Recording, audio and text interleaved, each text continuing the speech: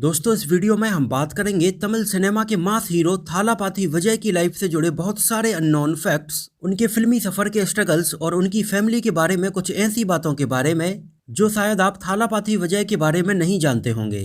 तो चैनल को सब्सक्राइब कीजिए और वीडियो पूरा देखते रहिए। थालापाथी विजय आज तमिल सिनेमा के साथ ही साथ इंडिया और इंडिया के बाहर भी एक बहुत बड़ा नाम है, जिनकी हर नई फिल्म रिलीज होने का इंतजार उनके फैंस बड़ी बेसब्री से करते हैं। और विजय का नाम आज तमिल सिनेमा के दो लीजेंडरी एक्टर रजनीकांत और कमल हसन के बाद तीसरे नंबर पर सबसे बड़े मास हीरो के तौर पर लिया जाता है। और जैसे साउथ सिनेमा में फैंस अपने फेवरेट एक्टर को एक स्पेशल नाम से बुलाते हैं, वैसे ही विजय को उनके फैंस प्यार से थालापाथी के नाम से बुलाते हैं। एक्चुअली थालापाथी एक तमिल का वर्ड है जिसका मतलब है कमांडर। और ये नाम विजय को कैसे मिला, इसके पीछे भी एक काफ़ी इंटरेस्टिंग स्टोरी है। एक्चुअली विजय रजनीकांत सर के बहुत बड़े फैन हैं और उनको देखकर ही विजय ने फिल्मों में एक्टर बनने का डिसाइड किया था। और विजय उस टाइम पर रजनीकांत सर के जैसा चलना, उठना, बैठना और डांस करना, ये सारी चीज़ें बहुत अच्छे से कर लेते थे। और सन 1994 में विजय की एक फिल्म आई थी रासीगन, जिसमें विजय के नाम के साथ पहली बार इलिया थालापाथी लिखा गया था। और ऐसा करने के लिए विजय ने खुद सजेस्ट किया था। एक्चुअली सन 1991 में रजनीकांत सर की थालापाथी नाम से एक फिल्म रिलीज हुई थी, जिसमें वो हमें एक कमांडर की भूमिका में नजर आए थे। और इस फिल्म के लगभग 3 साल बाद जब विजय की फिल्म सन 1994 में रासीगन रिलीज हुई, तो उन्होंने रजनीकांत सर के फैन होने के नाते अपने नाम के आगे थालापाथी की जगह पर इलिया थालापाथी लिखा था, जिसका मतलब है जूनियर कमांडर।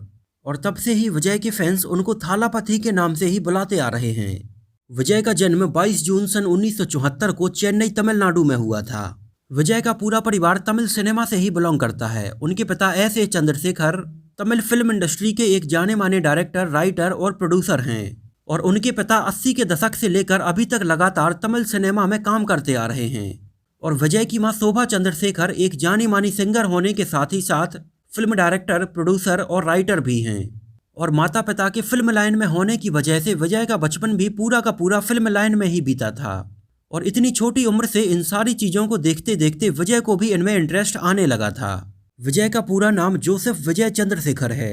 विजय का शुरुआती दाखिला कोदम्बक्कम के एक बहुत ही बड़े girls school Fatima matriculation higher secondary school में करवाया गया था, जहाँ पर विजय ने लगभग 2 साल तक एक गर्ल्स स्कूल में पढ़ाई की थी। और इसके बाद विजय एक दूसरे बॉयज़ स्कूल में जाने लगे थे। विजय बचपन से ही बहुत ज़्यादा एक्टिव थे और उनका नेचर सबसे काफ़ी ज़्यादा बात करने का था। लेकिन विजय की उम्र जब लगभग 6 साल के आसपास थी, तो उनसे लगभग 4 साल छोटी उनकी छोटी बहन विद्या की अचानक मृत्यु हो जाने की वजह से विजय को उस टाइम पर बहुत बड़ा शौक लगा था। उनकी मां शोभा ने बताया कि विजय उस इंसिडेंट के बाद एकदम शांत हो गए थे और अब वो किसी से बिल्कुल ज़्यादा बात नहीं करते थे। बचपन में हुए इस इंसिडेंट ने विजय को बुरी तरह से झकझोर कर रख दिया था, जिस इंसिडेंट को विजय आज तक भी नहीं भूल पाए हैं। और आगे चलकर विजय ने वीवी प्रोडक्शंस के नाम से एक प्रोडक्शन हाउस भी खोला था, जो उन्होंने अपनी बहन को डेडिकेट किया था। और इसमें वी और वी का मतलब है विजय और विद्या प्रोडक्शंस।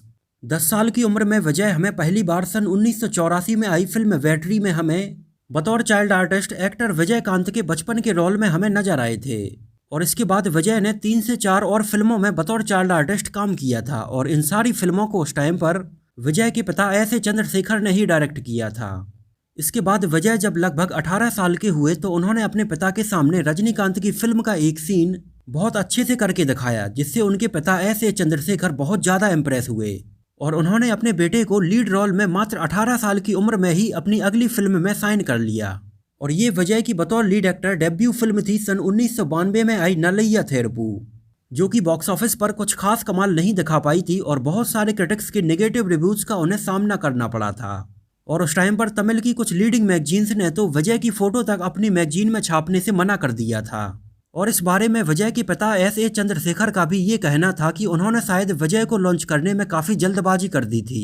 इसके बाद विजय सन 1993 में एक और फिल्म सेंधूरा पंडी में हमें नजर आए, लेकिन ये फिल्म भी कुछ खास कमाल नहीं दिखा पाई। और फाइनली सन 1994 में विजय की फिल्म आई रासीगन, जिसने उन्हें थालापाथी का टैग दिया था। ये फिल्म बॉक्स ऑफिस पर हिट रही थी और लगभग 100 दिनों तक वहाँ के सिनेमा घरों में लगातार चलती रही थी। और ये सारी फिल्में विजय के पिता S A Chandrashekhar he direct कर रहे थे। और स्टार्टिंग डेज में विजय के कैरियर को तमिल सिनेमा में सेट करने में उनके पिता एस ए चंद्रशेखर का बहुत बड़ा योगदान है। हालांकि आगे चलकर विजय को और दूसरे डायरेक्टर्स भी अपनी फिल्मों में साइन करने लगे थे और धीरे धीरे विजय की एक अलग ही फैन फॉलोइंग बनती जा रही थी। इसी बीच विजय ने चेन्नई के लॉयोला कॉलेज में विजुअल कम्युनिकेशंस में डिग्री करने के लिए भी एडमिशन लिया, लेकिन उनका एक्टिंग में बहुत ज़्यादा इंटरेस्ट होने की वजह से उन्होंने अपनी ये डिग्री कंप्लीट नहीं की और कॉलेज को उन्होंने बीच में ही छोड़ दिया था। और विजय के साथ उस टाइम पर तमिल सिनेमा के दो और बड़े एक्टर चियान विक्रम और सूर्या भी एक साथ पढ़ाई कर रहे थे। हालांकि इनका कॉलेज एक ही था लेकिन कोर्सेस अलग अलग थे। और आगे चलकर सन 1997 में आई विजय की फिल्म नारेक्कू नर से सूर्या ने भी बतौर एक्टर अपना डेब्यू किया था। विजय ने इस बीच बहुत सारे नए डायरेक्टर्स के साथ भी काम किया था, जहां पर उनकी कुछ फिल्में बहुत बड़ी हिट साबित भी हुई थीं। बॉलीवुड एक्ट्रेस प्रियंका चोपड़ा ने भी सन 2002 में आई विजय की फिल्म थानी जन से बतौर लीड एक्ट्रेस अपना तमिल सिनेमा में डेब्यू किया था। और आगे चलकर सन 2004 में विजय के कैरियर की सबसे बड़ी टर्निंग पॉइंट फिल्म साबित हुई घिली, जिसने तमिल बॉक्स ऑफिस पर उस टाइम पर बहुत सारे नए रिकॉर्ड्स बनाए थे। और इस फिल्म ने उस टाइम पर बॉक्स ऑफिस पर लगभग 50 करोड़ रुपए से ज्यादा का कलेक्शन किया था।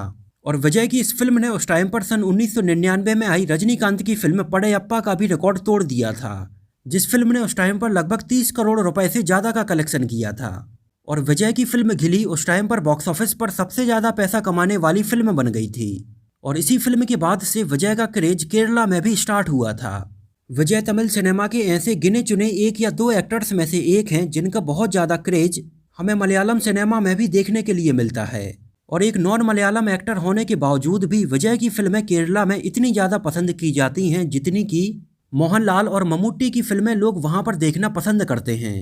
और केरला में विजय की पॉपुलैरिटी का अंदाज़ा इस बात से भी लगाया जा सकता है कि जब सन 2018 में विजय की फिल्म सरकार वहाँ पर रिलीज हुई तो इस फिल्म के ओपनिंग डे कलेक्शन ने वहां पर फिल्म बाहुबली 2 द कंक्लूजन का भी रिकॉर्ड तोड़ दिया था। और आज विजय की फिल्में कत्थी, थेरी, मार्शल, सरकार और बिगिल जैसी फिल्में केरला के साथ ही साथ पूरे इंडिया में भी धूम मचा रही हैं। विजय की अभी तक टोटल 63 फिल्में रिलीज हो चुकी हैं, जिनमें से 9 फिल्मों में विजय के कैरेक्टर का नाम उनका रियल नाम विजय ही रखा गया था।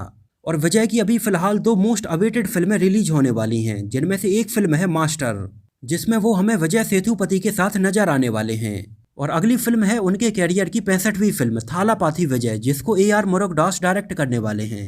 विजय ने सन 1999 में अपनी श्रीलंका की एक डाई हार्ड फैंस संगीता सोनालिंगम से शादी कर ली थी, जो कि उस टाइम पर विजय की बहुत बड़ी डाई हार्ड फैंस थी। आगे चलकर सन 2000 में विजय के बेटे जैसोन संजय का जन्म हुआ और सन 2005 में विजय की बेटी दिव्या सासा का जन्म हुआ, जिनमें से उनके बेटे संजय सन 2009 में आई विजय की फिल्म वेटाईकरण में हमें स्पेशल अपीयरेंस में नजर आए थे।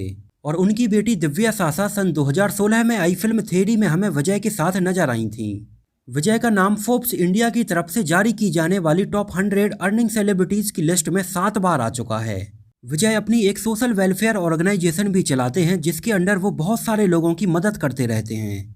विजय को लेकर अक्सर बहुत सारी कंट्रोवर्सीज भी सामने आती रहती हैं, जिसमें वो अपना कई बार पॉलिटिकल व्यू भी शेयर करते हैं, जिसको लेकर अक्सर कई बार कंट्रोवर्सी होती रहती है। और कई बार उन्होंने बीजेपी के अपोजिशन में भी बहुत सारी बातें बोली हैं। और अभी फिलहाल सन 2020 में विजय के घर पर इनकम टैक्स डिपार्टमेंट की भी रेड पड़ी थी। हालांकि इन्वेस्टिगेशन के दौरान वहां पर कुछ भी नहीं मिला था और हर चीज एकदम सही पाई गई थी। इस बारे में बहुत सारे लोगों का कहना था कि बीजेपी जानबूझकर विजय को टारगेट कर रही है, क्योंकि विजय अक्सर अपने ट्वीट से और बयानों से उसको क्रिटिसाइज करते रहते हैं। विजय फिल्मों के अलावा बहुत सारे ब्रांड्स को भी प्रमोट करते हैं, जैसे Coca Cola, Chennai super Kings, Sunfeast और टाटा डोकोमो जैसे ब्रांड्स शामिल थे। बात करें अगर विजय को मिले अवार्ड्स की, तो विजय को अभी तक लगभग 50 से भी ज़्यादा बड़े अवार्ड्स मिल चुके हैं।